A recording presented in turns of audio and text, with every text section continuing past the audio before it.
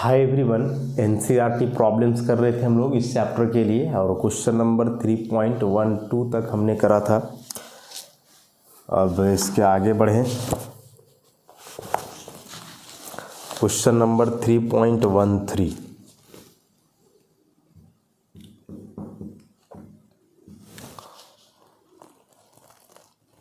अरे बहुत important question है, वेरी वेरी इंपॉर्टेंट। ऐसा क्वेश्चन है, explain why cation are a smaller and या तो cations होना चाहिए and anions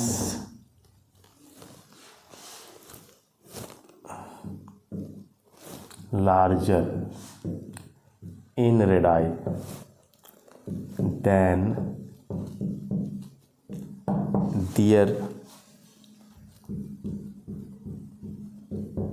parent atoms। बहुत इंपॉर्टेंट क्वेश्चन है।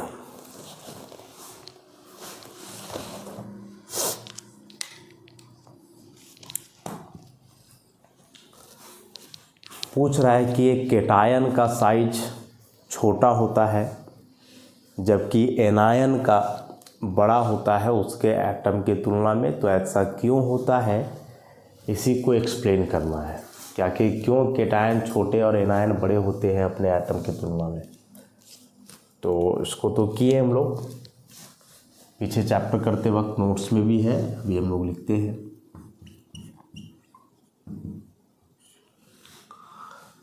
तो इसको डायरेक्ट यदि सिंपल वे में हम लोग लिखना चाहे तो ऐसे लिख सकते हैं कि एक cation has greater effective nuclear charge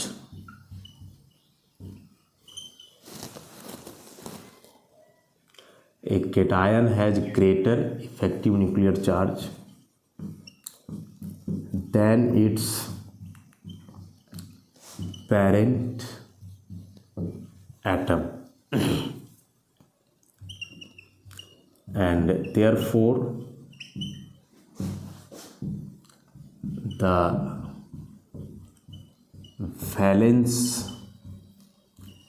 electrons of such ion are attracted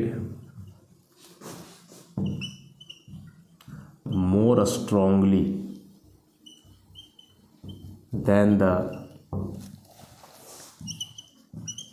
atom। तो क्या लिखे, a cation has greater effective nuclear charge than its parent atom and therefore the valence electrons of such ion are attracted more strongly towards the nucleus, more strongly towards the nucleus than the atom, than the atom।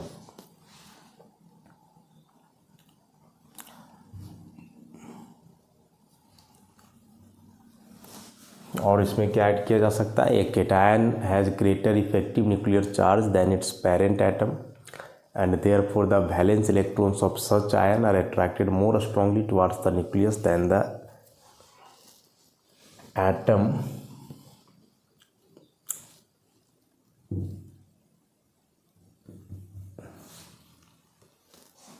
This is why, काफ़ी है इतना, this is why a cation has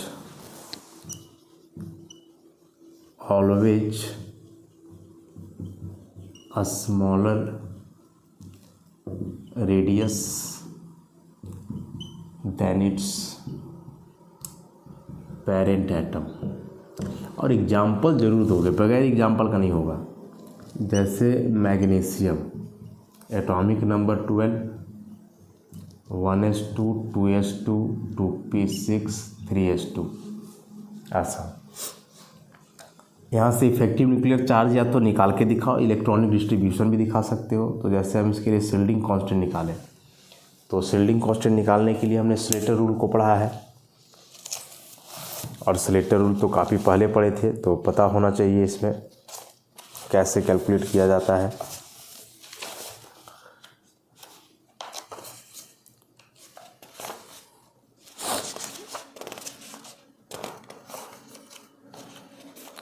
तो Slater rule के आधार पे पहले effective nuclear charge निकाल लिया जाए सबके लिए, और जब इफेक्टिव न्यूक्लियर चार्ज निकल जाएगा उसके बाद फिर हम लोग काफ़ी आसानी से इसे एक्सप्लेन कर पाएंगे।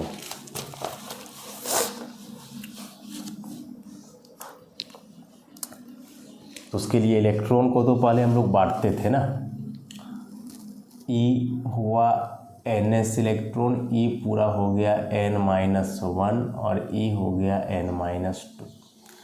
तो शिल्डिंग कांस्टेंट जो होता था n-2 के लिए हम लोग लेते थे 1, 2 इलेक्ट्रॉन है तो 1 × 2 प्लस इसके लिए 0.85 होता था, और टोटल 8 इलेक्ट्रॉन है तो 8 × 0.85 प्लस इसमें 1 इलेक्ट्रॉन 0.35, और ये टोटल आ जाता था सॉल्व करके 9.15। और यहाँ से जेड इफेक्टिव निकालते थे, z-s, तो 12 - 9.15, तो ये आ जाता था 2.85, ऐसे। और इस हिसाब से फिर इसका फिगर भी बना दोगे, 1 सेल, 2 सेल, 3 सेल, तो बढ़िया सा फिगर।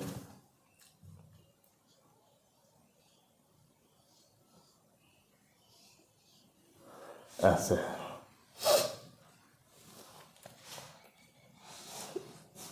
बगल में Mg2+ के लिए दिखा दोगे, जो इसका कैटायनिक फॉर्म है, तो होता है 1s2, 2s2, 2p6। अब यहाँ जब आप निकालोगे शिल्डिंग कांस्टेंट तो ऐसे निकलेगा, ई पूरा हो जाएगा n के लिए, ई हो जाएगा n-1, तो n-1 का फिर 2 × 0.85 हो जाएगा, प्लस 2s2p के लिए निकालोगे तो 0.35 लेकर के करना पड़ेगा तब।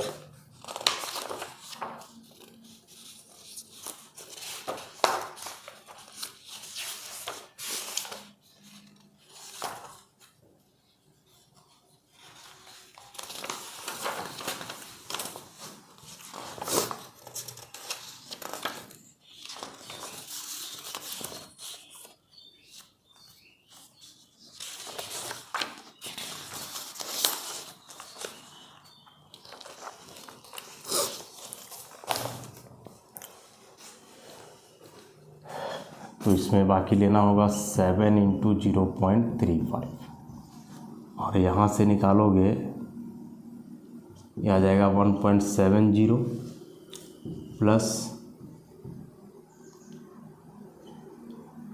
2.45, तो ये जाना है 4.15, और यहाँ से जब निकालोगे जेड इफेक्टिव तो z-s 12 - 4.15, तो बहुत ज़्यादा आ जाएगा, यह आ जाएगा 7.85।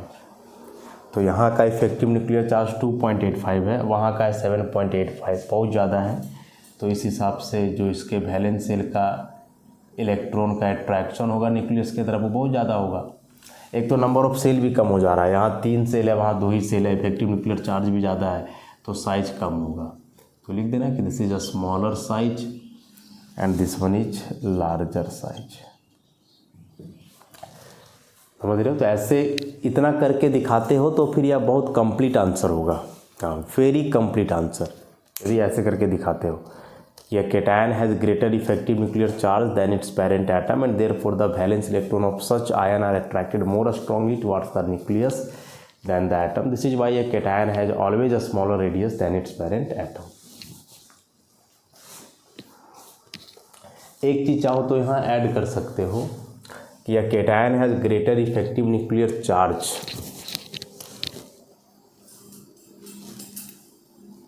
Due to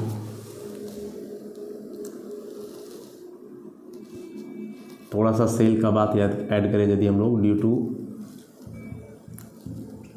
lesser number of shell. हाँ, थोड़ा सा इसको ऐड कर दोगे कि एक कैटायन का इफेक्टिव न्यूक्लियर चार्ज ज़्यादा होता है क्योंकि इसमें सेल का संख्या कम होता है। उसके बाद ऐसे कंटिन्यूसली चलेगा। तो एक कैटायन का हुआ। इसी को यदि एनायन के लिए हम लोग लिखें तो क्या लिख सकते हैं? सेम आंसर को यदि एनायन के लिए लिखें तो इसी में ऐड करते हैं। यहाँ हो जाना है अब an anion has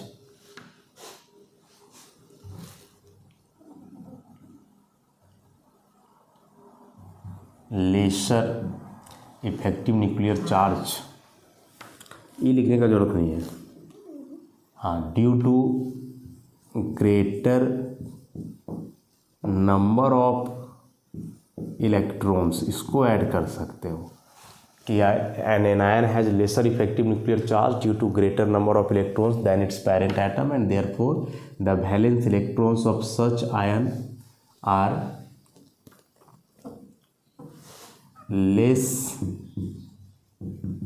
attracted towards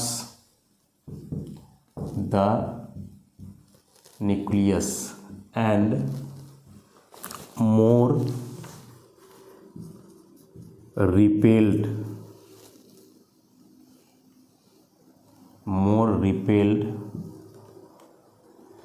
away from the nucleus।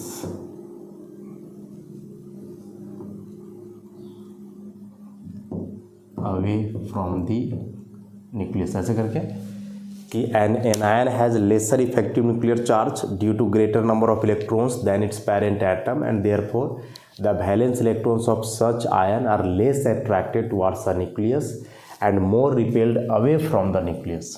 This is why या कैटायन की जगह यहाँ हो जाएगा an anion has always larger size than its parent atom. और यहाँ भी एक एग्जाम्पल के द्वारा इसे सपोर्ट करोगे।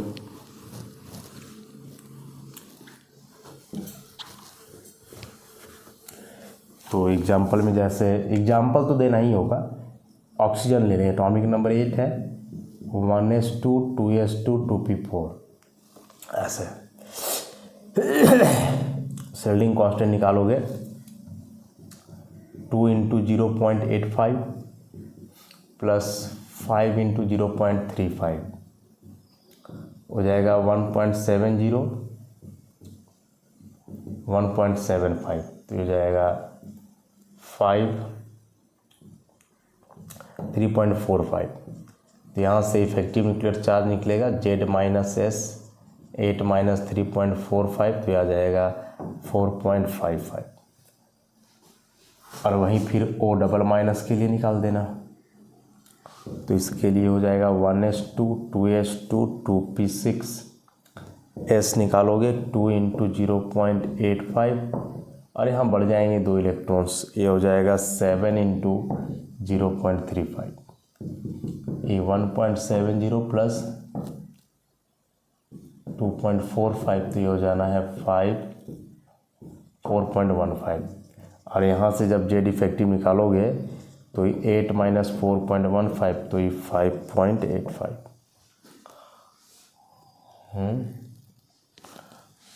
3.85 ना, ऐसे। तो देखो इफेक्टिव न्यूक्लियर चार्ज वहाँ कम आ गया, उसके हिसाब से आप साइज ड्रॉ कर दोगे। 2 सेल है, 1 2 लिखोगे स्मॉलर साइज, और सेल तो यहाँ भी 2 ही होगा लेकिन साइज को बड़ा कर देना ऐसे, और लिख देना लार्जर साइज ऐसे। तो this is the complete answer. Language लिखो, थोड़ा एग्जाम्पल दो, क्योंकि क्वेश्चन आएगा भी यदि तो एटलीस्ट 3 मार्क्स में तो आएगा। एक्सप्लेन करने बोला है तो उससे कम मार्क्स के लिए यह क्वेश्चन नहीं है। और 3 मार्क्स में आएगा, तो ऐसे कंप्लीट आंसर करोगे बहुत अच्छे मार्क्स मिलेंगे। ठीक है, तो नोट डाउन कर लोगे इसको, कोई भी एग्जाम्पल अपने से दे सकते हो। नेक्स्ट अब आगे बढ़े।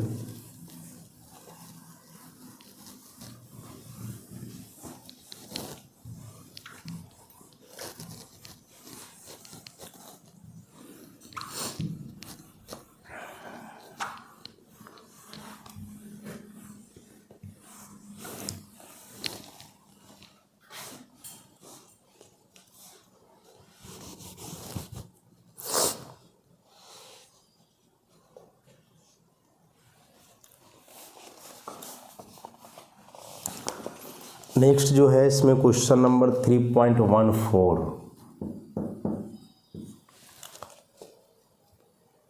बोल रहा है कि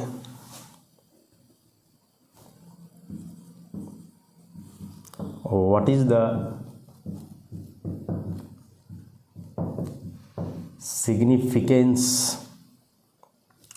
of the terms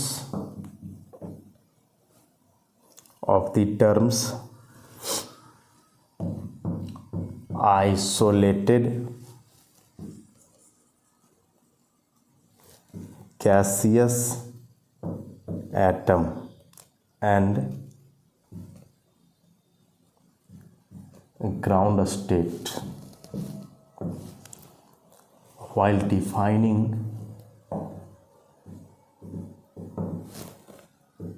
the ionization enthalpy of ionization enthalpy and electron gain enthalpy and electron gain enthalpy। याद करो जब इससे आयोनाइजेशन एनर्जी वगैरह समझा रहे थे उस समय काफ़ी चर्चा किया गया था इन दो टर्म्स पर। वही यहाँ देखो पूछ दिया क्वेश्चन के रूप में कि जब हम लोग आयोनाइजेशन एनर्जी या इलेक्ट्रॉन गेन एंथैल्पी को डिफाइन करते हैं उस वक्त हम लोग ये दो टर्म को डेफिनेशन में ज़रूर इंक्लूड करते हैं, आइसोलेटेड गैसियस एटम को और ग्राउंड स्टेट को। क्या इसका मतलब है वही पूछा जा रहा है।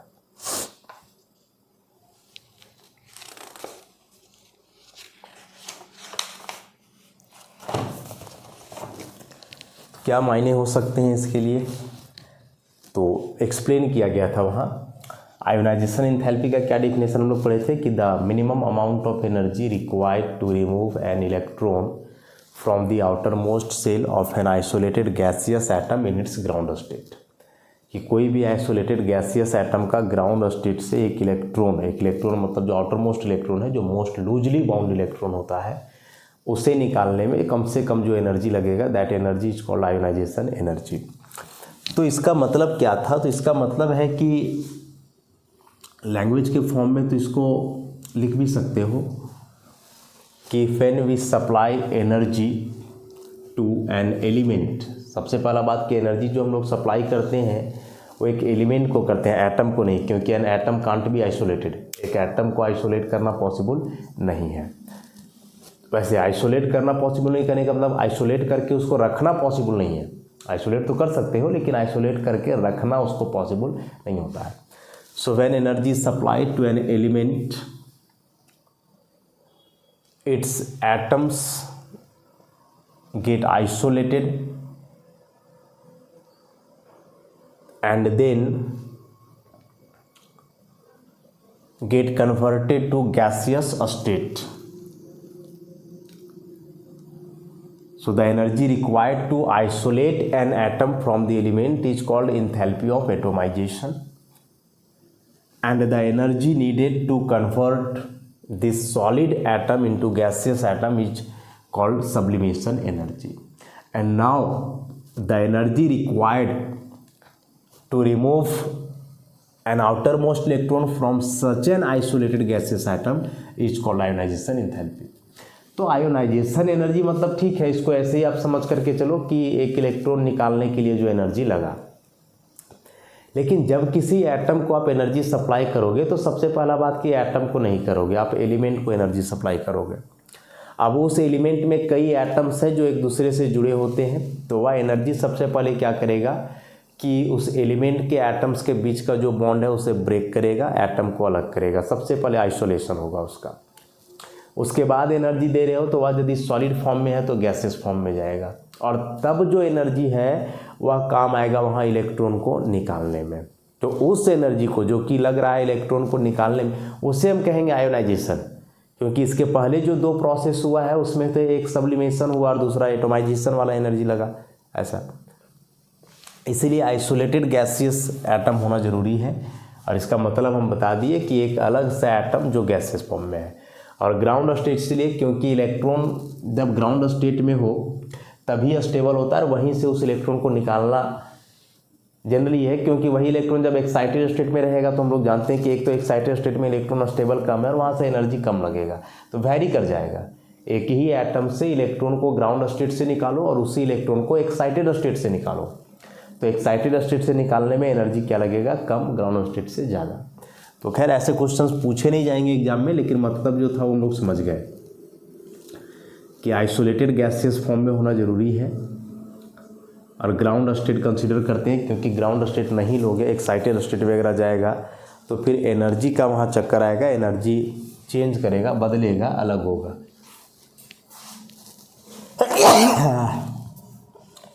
तो नेक्स्ट क्वेश्चन करें।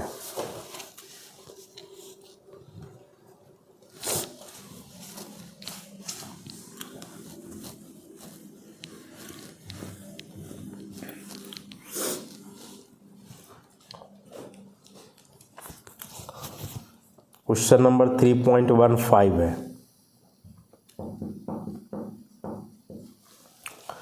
Energy of an electron in the ground state of hydrogen atom. Hydrogen atom का ग्राउंड स्टेट में कोई इलेक्ट्रॉन है, तो ग्राउंड स्टेट कहने का मतलब कि फर्स्ट ऑर्बिट में है, मतलब किस में है, फर्स्ट ऑर्बिट में है। और यह दिया हुआ है इसके लिए energy -2.18 into 10⁻⁻18 joule. So calculate the ionisation enthalpy of atomic hydrogen in terms of joule per mole. तो आयोनाइजेशन एनर्जी निकालना है हाइड्रोजन का जूल पर मोल में। स्ट्रक्चर ऑफ एटम में तो डायरेक्ट इस क्वेश्चन को किए हम लोग।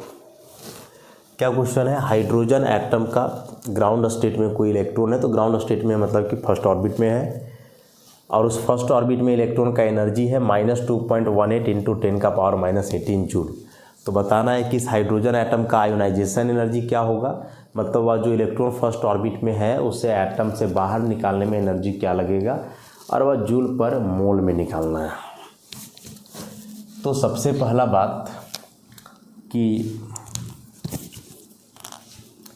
यदि हम लोग हाइड्रोजन एटम को लेकर के चले ऐसे, तो बीच में न्यूक्लियस है और ऐसे करके कई सेल्स हैं, तो इलेक्ट्रॉन जो फिलहाल है वो ग्राउंड स्टेट में है, मतलब फर्स्ट सेल में है, तो n=1। आयोनाइजेशन एनर्जी कहने का मतलब हुआ कि यह इलेक्ट्रॉन एटम से बाहर जाएगा। अब एटम से बाहर कोई इलेक्ट्रॉन कहाँ जाता है, तो हम लोग कहते हैं इन्फिनिटी में जाता है। तो इन्फिनिटी में गया तो n बराबर यहाँ इन्फिनिटी, तो n बराबर यहाँ 1 लोअर वैल्यू है, इसे n1 कहेंगे और इसे n2, और जो एनर्जी लगा ऐसा करने में वही कहलाएगा आयोनाइजेशन एनर्जी।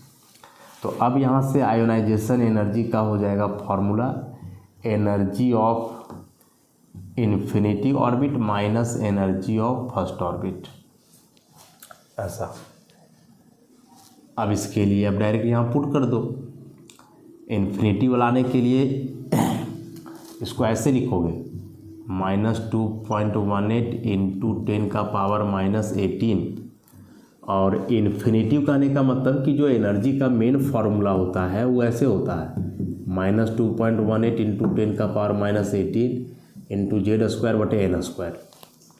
हाइड्रोजन लिया हुआ है तो उसका तो एटॉमिक नंबर 1 होगा, तो Z तो खत्म हो जाएगा, बचेगा नीचे n², और n की जगह यहाँ इन्फिनिटी है तो ये हो जाएगा इन्फिनिटी का स्क्वायर, माइनस यहाँ भी हो जाएगा -2.18 इंटू 10⁻⁻18 और ये 1 दिया हुआ है मतलब 1 का स्क्वायर। अब यहाँ से देखो ये टर्म कॉमन है तो यहाँ से आप लिख सकते हो इसको, दोनों को निकाल लो बाहर। तो दोनों को बाहर निकाल लोगे तो ये माइनस माइनस तो प्लस हो जाएगा ना, अब प्लस हो जाएगा तो फिर कॉमन आ जाएगा 2.18 इंटू 10⁻⁻18। तो ये प्लस हो जाएगा तो इसको पहले लिख दो 1/1 का स्क्वायर। ये तो बाहर चला गया ना तो 1 बचा और नीचे 1 स्क्वायर है मतलब 1 ही बचा, माइनस ये भी बाहर चला गया तो यहाँ 1 और इन्फिनिटिव का स्क्वायर मतलब 0। यही पूरे टर्म को हम लोग 0 कहेंगे, इन्फिनिटिव का स्क्वायर तो इन्फिनिटिव ही रहेगा, ये पूरा 0 होगा। तो ये 2.18 इंटू 10⁻⁻18 ये 1 - 0। तो यहाँ से आयोनाइजेशन एनर्जी हाइड्रोजन का निकल जाएगा 2.18 इंटू 10⁻⁻18 जूल पर एटम में। ऐसे बस इस कंसेप्ट को समझना था। स्ट्रक्चर ऑफ एटम में बता चुके हैं काफ़ी डिटेल में, लेकिन यह एनर्जी जो निकालना है जूल पर मोल में निकालना है, पर एटम मैंने एक एटम के लिए। तो एक मोल के लिए निकालोगे तो अवोगाड्रो नंबर से मल्टीप्लाई करो 2.18 इंटू 10⁻⁻18 6.022 इंटू 10⁻23 जूल पर मोल। ये मल्टीप्लाई करने पे आ जाता है 13.12, ये हो जाएगा 10⁻5 जूल पर मोल। हो गया, इतना ही आंसर लाना है। This is the answer. तो यहाँ इस कंसेप्ट को समझना था कि ग्राउंड स्टेट बोला हुआ है मतलब फर्स्ट ऑर्बिट में है, इलेक्ट्रॉन को बाहर निकालना है। चूँकि आयनाइजेशन एनर्जी की बात कर रहा है तो आयनाइजेशन एनर्जी मतलब वह एनर्जी जो इलेक्ट्रॉन को एटम से बाहर निकालने के लिए लगता है। तो कोई भी इलेक्ट्रॉन एटम से बाहर जाता है मतलब इन्फिनिटी में जाता है, तो n1 का वैल्यू यहाँ 1 लेंगे, n2 का वैल्यू इन्फिनिटी लेंगे ऐसा, और फिर इस फार्मूला पे पुट कर देंगे हम लोग कि आयनाइजेशन एनर्जी मतलब कि यहाँ जो एनर्जी है इलेक्ट्रॉन का माइनस दिस वन ऐसे है। तो इसको करके सॉल्व कर दोगे इस फार्मूला के आधार पे तो इतना आ जाएगा। जूल पर एटम में पर मोल में निकालना है तो अवोगाड्रो नंबर से मल्टीप्लाई कर देंगे तो वही हो जाएगा इसके लिए आंसर। तो यही था क्वेश्चन इसमें 3.15 में। अब आगे के जो क्वेश्चंस बच रहे हैं इसमें उससे हम लोग नेक्स्ट लेक्चर से करेंगे। तो आज के लिए इतना ही, धन्यवाद।